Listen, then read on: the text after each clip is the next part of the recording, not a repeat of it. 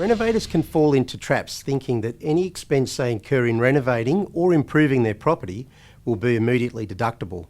This isn't necessarily the case. There's a couple of traps.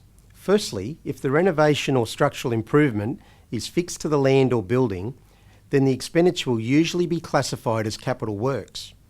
This includes building a deck, adding a garage, kitchen renovations, building a retaining wall, or adding a fence.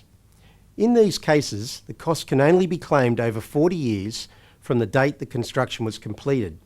This is at a rate of 2.5% each year. This will make a big difference if you'd planned on claiming it all as an immediate deduction. Instead, the capital works expenses incurred will form part of the cost base of your property.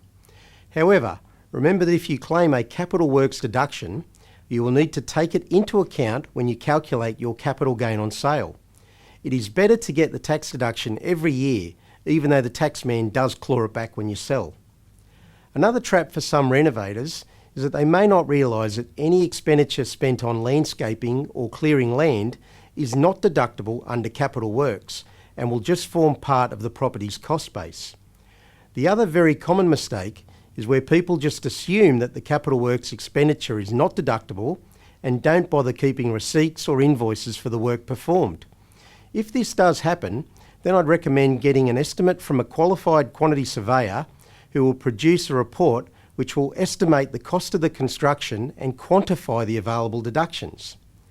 Capital works deductions can assist in reducing your assessable rental income, as well as increasing your cost base to reduce your capital gain. So the value of this expenditure should not be underestimated, but remember that these costs are not immediately deductible.